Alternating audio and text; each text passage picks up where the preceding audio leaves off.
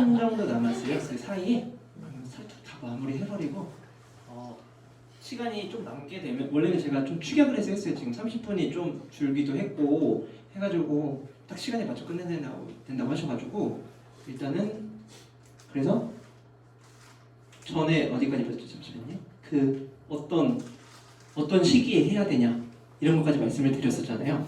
그럼 이제 그 다음으로는 가위를 어떻게 사용해야 되냐. 솔직히 이거는 중요하지 않아요. 그렇게 크게 뭐 영향을 미치지 않아요. 근데 대신에 좀 저건 아는 척하기 좋은 거예요. 가위 그렇게 쓰면 안 돼. 막 이렇게 하는 거 있잖아요. 지적질하기 좀 좋습니다. 모르는 사람들. 그래서 원래 가위가 이렇게 생겼어요. 이거는 오른손 잡이용 가위거든요. 이게 자르는 날이고 이게 받치는 날인데 이 자르는 날이 이 나무 쪽, 그러니까 남기는 부분에 가게끔 잘라야 돼요. 이게 말로 들으면 설명이 좀 어려운데 결국에는 이 받치는 날이 보면은 더 두꺼워요. 두께가. 그래서 이쪽 부분이 반대편으로 자르게 되면은 나무가 남는 부분이 많게 되는 거예요. 이걸 뭐라고 설명을 드려야 되지? 아무튼 그래서 이게 원래는 가위를 보고 직접 설명을 들었어야 되는데 제가 가위를 깜빡하고 안 가져와가지고 죄송합니다. 아무튼 그래서 그럼 접지가위 왼손용이 있어요? 예, 있습니다. 따로 팔아요? 네, 따로 판매합니다. 왼손용이라고 검색을 하면 근데 우리나라 거는 없고요. 일본 거나 아니면은 스위스제. 철물점만 팔아요? 철물점은 아마 없을 확률이 높아요. 네. 이때 검색을 하시면은 이 날이 반대쪽인 게 있습니다. 이게 지금은 오른쪽, 그러니까 받친 날이 왼쪽, 자른 날이 오른쪽이잖아요. 근데 자른 날이 왼쪽인 게 있습니다. 왼손 잡이용이 따로 있어서. 네. 그래서 아무튼 이 자르는 날이 이 식물체 남기는 부분으로 가야지만 이 남는 부분이 적어요. 보시면 이쪽이 남는 거 아니에요. 이쪽은 버리는 거고 이쪽은 남는 거죠. 그래서 이 날이 얇아야 여기서 여기까지의 간격이 좁아지는 거죠. 이거는 이거보다 어떻게 더 쉽게 설명할 수가 없어가지고 직접 잘라보시는 수밖에 없습니다. 이해됐어요. 네, 다행이네요. 그래서 이렇게 설명을 하시면 됩니다. 그리고 그러면은 이 전지하는 거 외에 또 다른 방법이 없을까? 그러면은 이 전지 외에는 관리하는 방법도 뭐 있냐면은 전지, 관수, 시비 뭐 이런 거에 왜 어떤 방법이 있냐면 보조제를 쓰는 방법이 있어요. 아까 말씀드렸던 바람에 흔들리지 않도록 지주대를 설치하는 것도 관리의 한 방법이고요. 그리고 아까 또 설명드렸죠. 습을 증말 방지를 위해서 뭐 이런 가지나 이런 것들을 전정을 해주는 거예요. 미리. 그 뿌리가 잘린 만큼 잎을 잘라줘야 된다고 했죠. 가지를 자르는 겁니다. 네. 그래서 그렇게 하거나 아니면은 쉬운 거는 멀칭을 하는 거죠. 뭐 덮는 거죠. 물 안 날아가게. 솔직히 정원에서 최고 귀찮은 게 두 개 있어요. 잡초 뽑는 거랑 물 주는 거. 두 개가 솔직히 정원 관리에 거의 다라고 하셔도 무방합니다. 솔직히. 제가 말씀드린 이거 전지 이거 시비 이거는 해주면 좋은 건데 안 해줘도 그만. 이런 느낌이라면 솔직히 물 주는 거하고 잡초 뽑는 거는 무조건 해줘야 되거든요. 잡초가 진짜 얼마나 빨리 자라는지 그냥 농담 삼아 하면은 이렇게 뽑고 뒤돌아보면 또 자라고 있다고 하잖아요. 진짜거든요. 특히 여름철에 더 심합니다. 근데 이거는 결국에는 잡초를 막기 위해서는 토양을 애초에 맨 처음에 갈아버리던가 그래서 아예 새 토양으로 시작을 하는 거예요. 그러면은 잡초씨가 날라와도 조금 날라오거든요. 그러던가 아니면 멀칭을 진짜 많이 하든가 두껍게.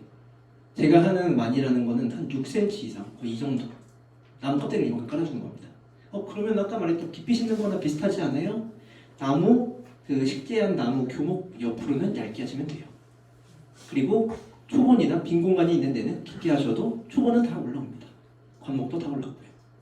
아무튼 그래서 멀칭을 깊게 하면은 잡초가 확실히 덜 올라옵니다. 근데 제가 말하는 깊게는 최소 6cm 진짜 이 정도. 학술지 논문에서 말하길 6cm 정도 해야 이 잡초를 제거하는 효과가 있다고 해요. 예. 원래 잡초씨가 저걸로 햇빛을 봐야지만 그걸 하잖아요. 그래서 그 햇빛을 막아주는 역할을 하는 거예요. 멀칭이. 네. 아무튼 그래서 병충해 발생에 유의한다. 이거 제가 오늘 병충해는 솔직히 이게 안 넣었어요. 넣을까 말까 하다가 왜냐면은 내용 자체가 좀 무겁고 봐도 좀 힘든 경우가 많습니다. 그 다음에 그래서 이거는 따로 저한테 이제 제가 이따가 메일 주소를 마지막에 알려드릴 건데 메일 주소를 이제 그쪽으로 메일을 주시면은 제가 질문하는 부분에 대해서 성의껏 답변을 해서 저희가 쓰는 자료라든지 이런 것들을 보내드리겠습니다. 아니면 뭐 책을 추천해 드린다든지 이렇게 해서. 네. 아 근데 저런 건 좀 어려워요. 이제 메일을 알려드리면은 사진을 딱 보냅니다. 이거 왜 주웠어요? 저도 몰라요. 저도 몰라요. 진짜 모릅니다. 솔직히 말해서 알 수가 없어요. 직접 가서 봐도 왜 죽었지 하는 경우가 태반이에요. 왜냐면 병이나 이런 것들은 저희가 징후로만 판단하기에는 똑같은 징후인 게 너무 많아요. 그래서 나무의사라는 전문 직종이 있는 거고요. 그분들은 이제 나라에서 보는 시험도 봐야 되고 그런 건데, 그래서 사진으로만 봤을 때 유추하기가 힘들어요. 그렇기 때문에 뭘 했더니 죽었어요. 차라리 이렇게 막 환경을 좀 알려주시면 좀 쉬우니까 알려주실 때 사진만 딱 하나 보내주시면은 제가 답변드리기 너무 힘들거든요. 네, 그런 거는 좀 유의해 주셨으면 좋겠어요. 근데 안 그러실 것 같으면 진짜 많습니다. 왜 죽었죠? 글쎄요. 저도 절레절레 한 거죠. 그래서 종합을 하면 결국에는 올바른 식물을 잘 키우기 위해서 올바른 방법으로 심어야 돼요. 지면과 평탄하게 심어야 되고 건강한 식물을 심어야 되고요. 그리고 교목이나 관목을 이식하실 땐 옮겨 심을 때는 반드시 봄이나 가을에 심으셔야 된다는 거. 하지만 봄이 최고 좋다. 그런 것들이 모두 올바른 방법입니다. 그리고 식물의 주요 생장 조건 충족시키기. 쉽게 말하면 얘가 빛을 좋아하는 애면 양지에서 살게 하고 빛을 싫어하는 애면 그늘에서 살게 하고 이렇게 해주는 소리예요. 그리고 물을 좋아하면 물을 많이 주고 물을 싫어하면은 물을 조금 주고 이런 겁니다. 물 싫어하는 식물 보이는 대표적으로 뭐 허브류 있죠? 허브류는 대체로 물을 그렇게 좋아하지 않습니다. 물을 잘 못 견디고요. 아무튼 뭐 그런 조건들을 충족시키면 어느 정도 잘 살아간다. 그리고 적절한 이식 및 분출. 특히 여러분들께서 화분에서 키우는 경우가 굉장히 많기 때문에 이 이식을 적절하게 한 번씩 해주셔야 돼요. 분주도 그렇고. 저는 교목은 솔직히 말해서 화분에서 키우는 걸 추천하지 않습니다. 결국에는 나중에는 화분이 점점 커서 이만해지거든요. 이걸 어떻게 옮기나요? 교목은 땅에 심는 걸 추천드리고요. 관목 같은 경우는 그래도 화분은 괜찮아요. 어느 정도. 대신에 일정 그게 되면은 이식 및 분주를 해줘야 된다. 교목을 키우시려면 전지를 계속 해주셔야 돼요. 계속. 이 생장을 조절하는 전지가 있어요. 크기를 조절하는 그 전지 방법을 배우셔서 매일매일은 아니고 매년 관리를 해주셔야 돼요. 그러면 어느 정도는 키울 수 있습니다. 그리고 적합한 관리 방법. 적합한 관리 방법이라는 물 주는 주기. 물을 얼마나 만에 한 번씩 줘야 되나. 이 식물을 알아야지만 물을 주는 주기를 정할 수 있겠죠? 그리고 다비성 식물이라고 해가지고 비료를 엄청 많이 먹는 식물들이 있어요. 뭐 대표적으로 원추리 이런 애들은 비료를 막 주는 만큼 먹습니다. 그리고 주는 만큼 꽃을 피워요. 특히 그 다음에 구근 식물들도 그렇고요. 그래서 그런 식물들은 꽃을 많이 보게 해서 반드시 비료를 많이 줘야 됩니다. 이 정도의 방법이 있습니다.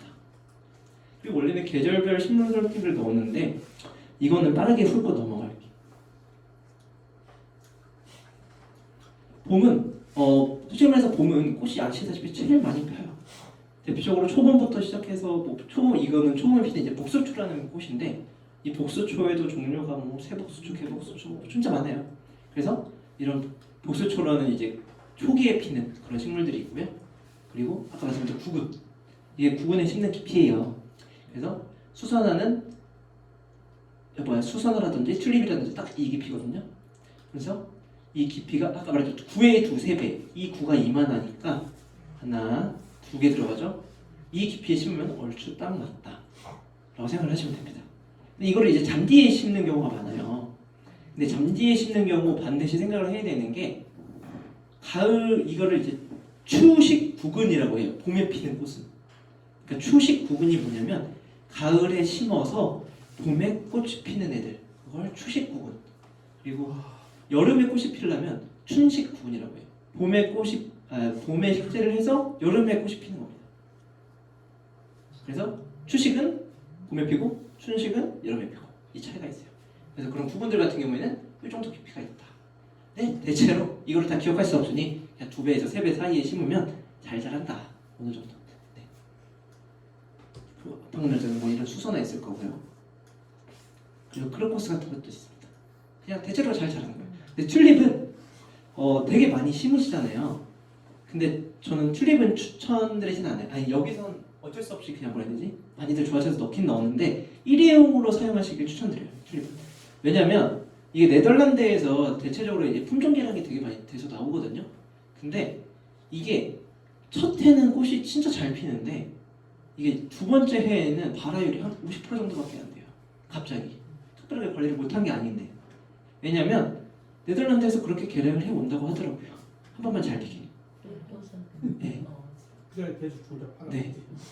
그래서 저희 같은 경우 튤립을 한 1년에 10,000구에서 20,000구 정도를 심는데요. 20,000구. 에버랜드가 10만 구를 사용을 합니다. 1년에. 그래서 아무튼 튤립을 많이 사용을 하는데 저희는 꽃이 피면 바로 꺼냅니다. 다 없애요. 폐기를 해요. 왜냐하면 이거를 어색하게 내비두면 약간 빵꾸난 것처럼 그 다음에 이렇게 올라갑니다. 그렇기 때문에 저희 같은 경우는 일회용으로 다 찔러서 불을 터뜨리거나 잔인하게 해서 다시 심거나 합니다. 네. 그래도 살아남는 애들이 간혹 있긴 하지만 그래요. 그럼 선생님 제가 말하면은 강의를 하면 아닌데 저 튤립 샀었는데 계속 올라오던데 이러시는 분들이 꽤 돼요. 근데 이거를 대량으로 사가지고 하면은 분명히 발화율이 거의 50%에 맞춰집니다. 네. 그렇기 때문에 전 튤립보다는 수선화, 이런 크로커스 이렇게 단연생 품종들이 더 좋은 것 같습니다. 여러 회를 계속 볼 수 있기 때문에. 네. 이게 흔히 말하는 그 샤프란 아시죠? 향수 원래 많이 쓰는 샤프란이거든요. 그래서 이 꽃이 진짜 비싸죠. 예. 근데 잘 모르십니다. 이게 뭐 샤프란인지 몰라 사람들. 저희 그러니까 가치가 있는데 사람들이 모르시는 식물들이 대체로 되세요. 그 요즘에 이제 거의 잎이 다는데 명이 아시죠? 삼겹살에 싸 먹을 때. 그 명이가 원래 울릉도 산마늘이라는 식물이에요. 근데 이게 맨날 명이나물로만 인식을 하니 간장에 절여진 것만 보시니까 이게 실제로 올라오는 걸 보면은 잘 모르세요. 물론 이거를 키우시는 분들은 아시지만 도시에서 사시는 분들은 잘 모르시더라고요 대체로. 이러고 가네요. 원래대로는 쑥만 있어도 다 뜯어가시려고 노력을 하시거든요. 쑥만 있으면. 근데 그 명이는 항상 그대로 있어요. 왠지 모르니까. 예. 나도 여기 잘 몰랐어. 네, 모른다니까요. 잘 모르십니다. 명이 나오는 줄 알았어. 네, 그래서 저희가 맨날 때려가요. 그래서 삼겹살이랑 싸먹고 아무튼 뭐 딴소리 했고요. 그리고 크로커스는 뭐 그런 것도 있다. 그리고 히아신스 이 향이 진짜 좋은데 단점이 저는 약간 향이 너무 진하다 보니까 약간 역할 정도로 약간 심하다. 그런 좀 단점이. 그래서 실내에서 심으면 좀 약간 머리가 아프실 수도 있어요. 약간 백합 종류라고 생각을 하시면 될 것 같아요. 그러니까 종류가 똑같은 게 아니라 향의 종류가 엄청 심합니다. 근데 대신에 화천에서도 월동되고요. 향도 좋고요. 그래서 야외에 심어놓으면 아주 좋습니다. 이것 외에도 저는 뭐 풍년화라든지 뭐 구하실 수 있으면 미선나무라는 식물이 있어요. 우리나라 특산종 중에 미선나무라고 있는데 이 나무가 향이 진짜 좋고요. 꽃도 진짜 이쁘고요. 근데 희귀종이라 좀 비쌉니다. 구하기 좀 어려우실 거예요. 네. 나중에 제이드 같은 거 오시면 좀 이렇게 막 깔려있거든요. 도초에. 그거 슬쩍 꺾어가지고 가서 꽃꽂이도 해보시고 해보시면 될 것 같아요. 잘 안 나오죠? 네, 잘 안 나옵니다. 아무튼 여름이 있는데 그 다음은 여름에는 솔직히 꽃이 많지가 않아요. 꽃이 피는 게. 왜냐면은 이 꽃이라는 것 자체가 대부분 고온 건조에 못 견디는 경우가 고온 다습한 환경에 못 견디는 경우가 되게 많습니다. 그래서 원래는 영국이나 이런 곳은 봄에 피는 꽃이 여름까지도 피거든요. 선선하니까. 근데 우리나라는 되게 막 덥고 막 찌고 막 약간 찜통 같잖아요. 그래서 거의 다 꽃이 못 견디기 때문에 되게 한정적입니다. 그래서 이럴 경우에 잎이 이런 이쁜 식물들을 많이 사용을 합니다. 그래서 비비추나 이런 것들도 정말 무늬가 다양하거든요. 비비추는 품종으로 등록된 것만 해도 10,000종류가 넘어요. 예. 그러니까 잎의 무늬가 다른 거예요. 조금씩. 근데 저희가 눈으로는 구분이 안 되는 정도의 그것도 품종으로 인정을 해주기 때문에 그래서 아무튼 엄청 많은데 진짜 많이 팔고 가격도 싸고 잎도 오래가고 진짜 단점이 근데 잎이 질 때 좀 흉물스럽다? 이게 한 9월 말에서 10월쯤에 지기 시작을 하거든요, 잎이. 근데 그 전까지는 꽃도 막 이게 막 엄청 이뻐요. 흰색 막 보라색 펴서. 근데 잎이 지면 좀 약간 절레절레 하게 됩니다. 아무튼 그런 게 있는데 이런 것도 저는 그래서 이런 잎 소재를 사용한 정원이 여름에는 좀 좋은 것 같아요. 그리고 이런 쑥부쟁이류 중에 여름꽃이 피는 것 중에 이 무늬 쑥부쟁이라고 있어요. 이것도 마찬가지로 잎이 약간 무늬가 있는 건데 제가 추천드리는 종은 시중에서 쉽게 구할 수 있고요. 가격이 비싸지 않은 종입니다. 예, 그건 참고하지 못하시고 아무튼 이런 것들이 있습니다. 그리고 저는 허브류도 좀 추천을 드립니다. 대신에 월동이 되는 허브류. 화천에서 되는 거라고 하면은 대표적으로 민트류, 그 다음에 벨가모, 뭐 그리고 여러 가지가 있어요. 이것도 이제 뭐라고 치시냐면은 월동, 아니 강원도 월동 허브 세 가지 딱 치시면은 내부에 종류가 팍 나와요. 왜냐면 그런 슈퍼블로거들이 많기 때문에 정말 저보다 다 친절하게 말해줍니다. 그래서 허브는 좋은 게 물을 덜 줘도 된다는 게 진짜 큰 장점이에요. 그 더운 여름에. 여름에 물 줘보시면 알겠지만 제가 땅에 물을 뿌리고 있는 거죠. 땀 때문에 저도 같이 젖잖아요. 물 주면서. 그런 일을 좀 덜 하게끔 만들어져 있어요. 그래서 저는 허브종을 좀 많이 추천드려요. 근데 단점은 대체로 퍼지는 게 빠르기 때문에 좀 순식간에 난잡해질 수 있다. 예, 그래서 중간중간 좀 잘라주고 잎을 정리해주는 게 필요합니다.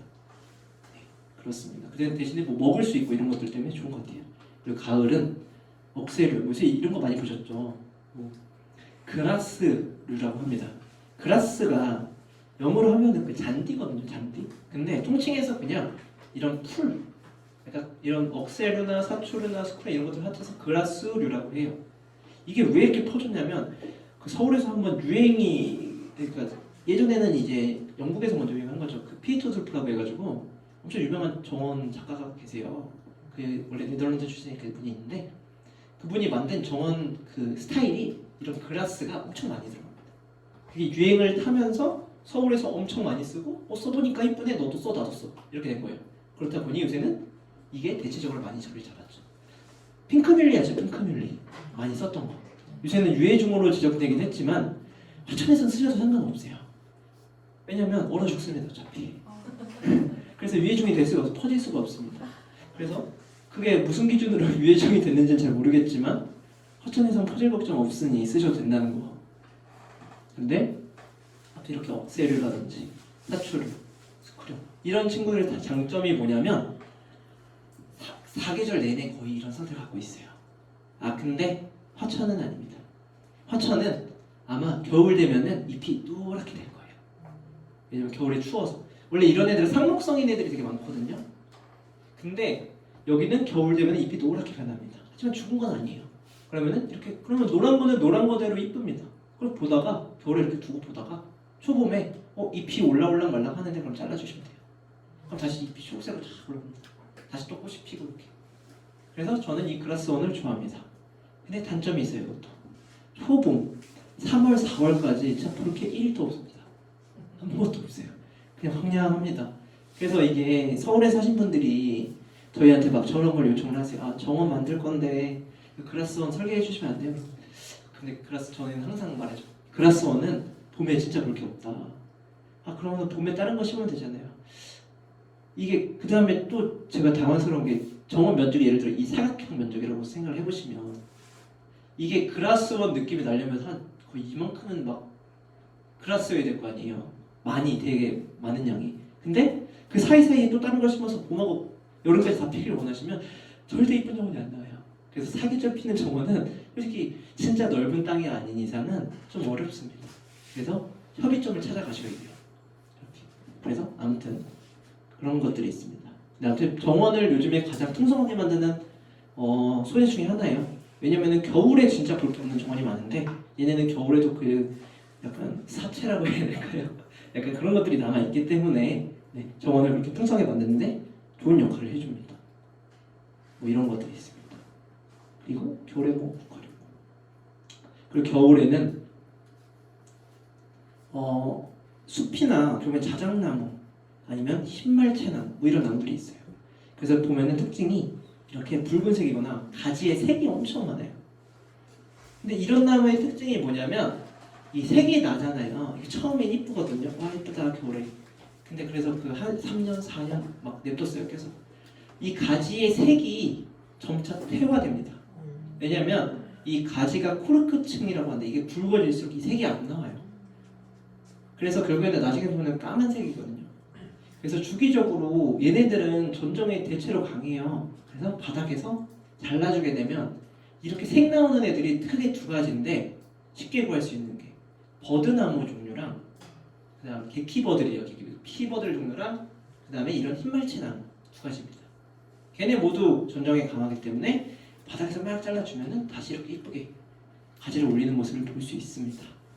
그래서 이게 화살나무도 똑같습니다. 길거리에 보면 화살나무 엄청 많이 심으시잖아요. 화살나무 원래 이쁜 게 그 화살촉이라고 하는 그것도 코르크층이거든요. 이것도 똑같아요. 2-3년 정도, 3-4년 정도 가지가 묵으면 이 코르크층이 태면을 합니다. 그래서 화살나무 굵은 가지 보면 거기는 십자형 그게 없어요. 다 새 가지에만 있습니다. 새로 올라오는.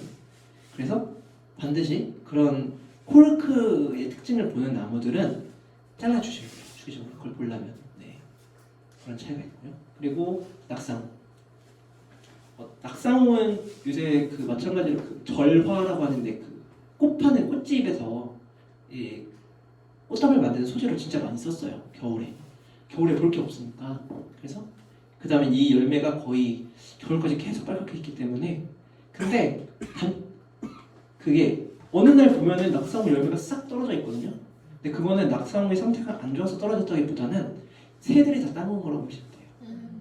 그래서 정원에 새를 부르고 싶으면 이런 열매 있는 식물들이 굉장히 많은 도움이 됩니다.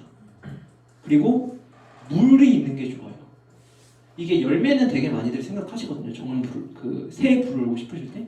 근데 물은 잘 몰라요. 이 겨울에 물 먹을 때가 진짜 없잖아요. 더워서. 그래서 가끔 가다가 밖에 물을 내두면은 얼기 전에 호다닥 먹고 와서 가는 경우가 많더라고요. 네. 제가 그 새 정원이를 많이 만드시는 분한테 팁을 들었을 때 들었던 것 같습니다. 그리고 자작나무. 여기도 되어 있죠. 분식할 때 관상 가치가 매우 높다. 근데 자작나무는 아까 말씀드렸다시피 북방계 위쪽 추운 데서 자라는 식물이에요. 얘네는 만약에 여름에 심게 되면 90%는 죽는다고 보시면 돼요. 아무리 상태가 좋아도. 예를 들어서 화분에 있는 건 괜찮습니다. 화분은 뿌리가 끊어질 일이 없잖아요. 왜냐하면 화분 내에서 뿌리를 다 만들어 왔기 때문에 이렇게 저희가 삽을 넣어가지고 뿌리를 끊는 작업이 없잖아요. 그래서 여름에 심어도 죽지 않습니다. 하지만 만약에 뿌리를 끊어서 가는 그런 분묘 같은 경우에는 자작나무는 거의 한 80-90%는 죽는다고 보시면 될 것 같아요. 여름에 심으면. 그래서 저희 같은 경우는 이 자작나무도 진짜 많이 좋아하시잖아요. 이쁘니까 겨울에. 근데 저희는 추천드리지 잘 않습니다. 가격도 원체 비싸고 죽기도 잘 죽어서 그렇죠. 봄에 심어도 거의 하살률이 한 20%에서 30%에 육박하면 10주 심으면 한 2-3주는 죽는 것 같습니다. 얘네는. 근데 저는 별로 안 좋아해요. 아무튼 그렇습니다. 오늘 제가 준비한 거는 여기까지고요. 원래는 조금 더 다른 원래 포토가 있는데 그거는 시간상 좀 어려울 것 같습니다. 그래서 혹시 질문사항 있으실까요? 간단한 것으로. 좋습니다. 네, 감사합니다. 제가 메일 적어드릴 테니까. 이게 제 메일 주소예요. 제가 명함을 다 드리면 좋은데 명함을 개수만큼 못 갖고 와서 여기다가 혹시라도 궁금한 거나 그런 거 물어보실 거 있으면은 제가 그래도 답변이나 그런 거 드릴 수 있습니다. 예를 들어 저런 거 있잖아요. 제가 뭐 100제곱미터에 땅 10평에 심을 건데 정원 꽃 어느 정도 돈이 들어야 이쁘게 따를까요? 그런 거는 제가 좀 쉽고 빠르게 답변해 드릴 수 있습니다. 네.